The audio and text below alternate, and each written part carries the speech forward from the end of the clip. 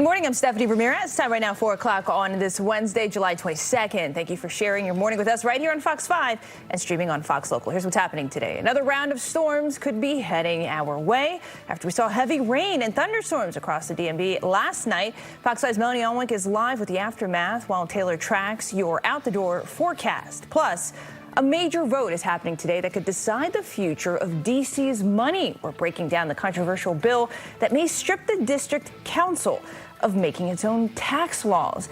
And data center showdown gearing up in Montgomery County as leaders try to determine what's next for the country, or for the county, that is, amid ongoing debate to keep data centers out. Your news on Fox 5 Mornings starts right now.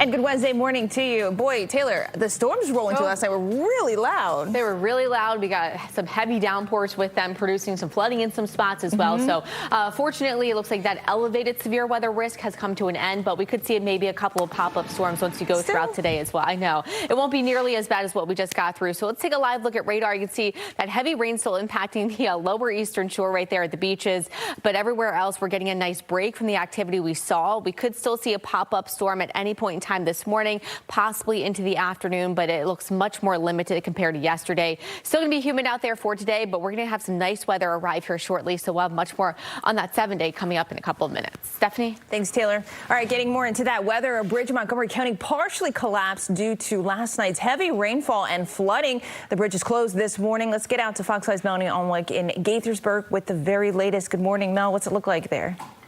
Stop talking, man.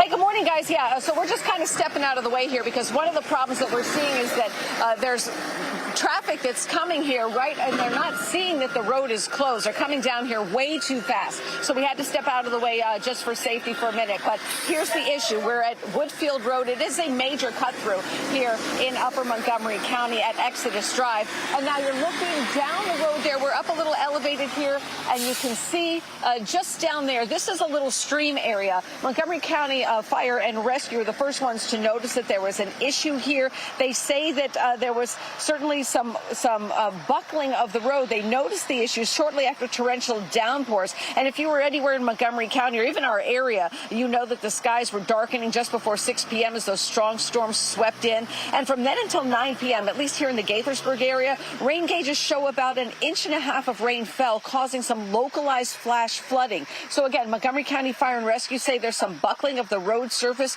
which can signal washout problems underneath. The road is closed not only here at Exodus Drive, which, again, as I mentioned, is very hard. A lot of these cars are not seeing because it's so dark here right now.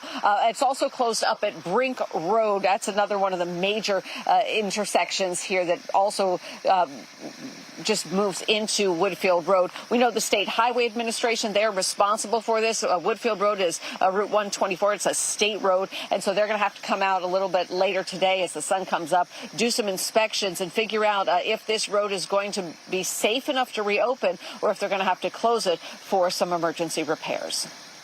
All right, Mel, thank you for those updates. I'm glad you're letting everybody know what's going on, and please stay safe out there as well. All right, checking in on other top stories this morning. The D.C. teacher's aide accused of using hot sauce to discipline a child with autism is expected back in court today for sentencing.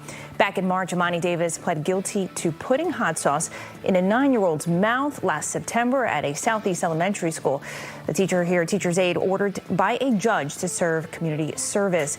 The trial of the former January 6th defendant and man accused of touching women's hair on Metro is expected to begin today. Earlier this week, Brian Betancourt pled not guilty to simple assault and stalking charges. He's accused of live streaming himself touching those strangers in March. No word on what caused a school bus crash in Baltimore County. The bus crashed into a building yesterday afternoon on Harford Road in Parkville. The bus was carrying students from the Maryland School for the Blind. And in Arlington, police are still looking for the suspect in a bank robbery yesterday. Detectives saying at around noon, the man walked into the Bank of America in Pentagon City, right across from Amazon's HQ2. The suspect allegedly implied that he had a gun before taking off with an undisclosed amount of cash. All right, almost 4:05 this morning. Let's get a look outside. There goes the wheel at the Capitol Harbor. Did I say it? The National Harbor, Capitol Wheel. There we go. I see letters going across. I don't know what that is. Can you make that out? I'm trying to. I'm not sure. It says Fox 5 is awesome. Okay. So let's talk about the weather. Oh, I love it. We may see some rain, a little more storms today. I mean, yesterday we know it was pretty bad. Heavy rains. Obviously, Gaithersburg is dealing with it. Yeah, right. We had some high winds, we had several tornado warnings across the area. So that elevated severe weather risk has come to an end. But we could see maybe a couple of storms fire up again today, but it shouldn't be nearly as bad as what we went through. Of course, we did pick up on substantial rainfall, especially up towards Baltimore, over an inch of rain reported there, upwards of almost an inch at Dulles Airport and also at Reagan Airport, too. So again, some of you saw some really heavy rain come down yesterday, so don't be surprised to see some debris in some areas or even some standing water as well early this morning. Temperatures right now are currently in the lower 70s. Heads up, it's still very humid outside right now, upper 60s to low 70s across the area in terms of temperatures. Getting a nice break from the rain that we saw last night. Could maybe get a couple of pop-up showers or a stray storm this morning into the afternoon before this cold front moves through. Once it does, we have some nice weather on the other side of that. So for today, again, just a chance we get some pop-up showers or storms, mid-80s around noon, upper 80s by 5 o'clock. Stephanie? All right, thanks, Taylor. We do have some traffic to tell you about at this hour. One important thing here on the outer loop in Alexandria, there is a crash before Van Dorn Street. The two left lanes and the shoulder are blocked. You can see in the video there what the emergency lights, hazard lights on. So do try to avoid that area if you can.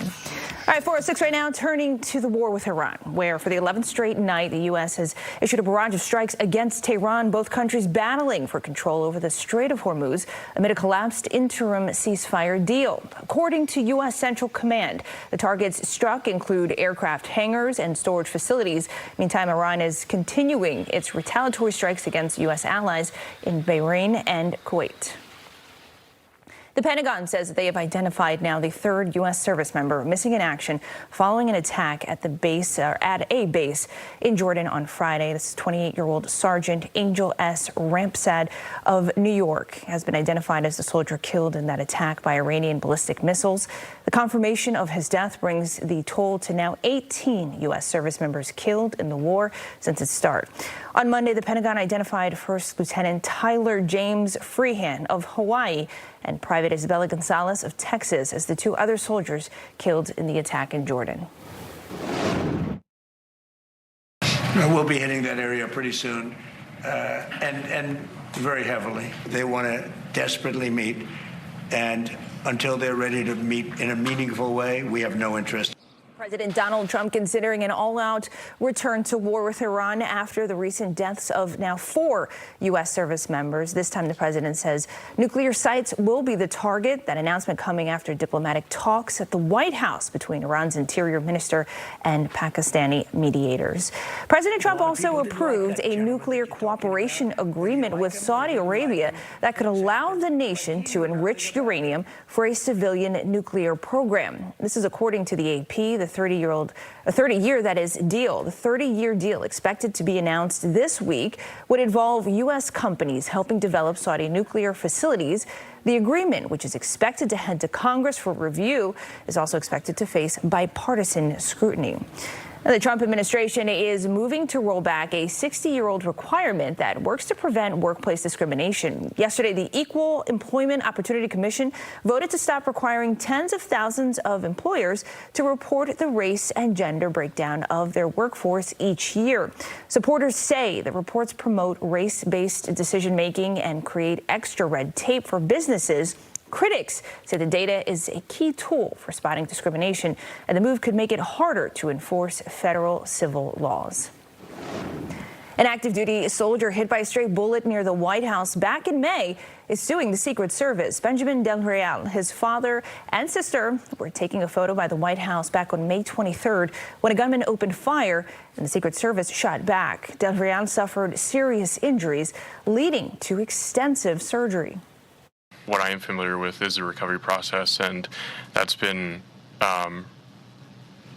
difficult in the sense that, I've had part of my digestive system removed, and the implications of that are still uncertain at this time. My father, and Benjamin all feared for our lives, and the moment that I saw Ben bleeding was undoubtedly the scariest moment of my life.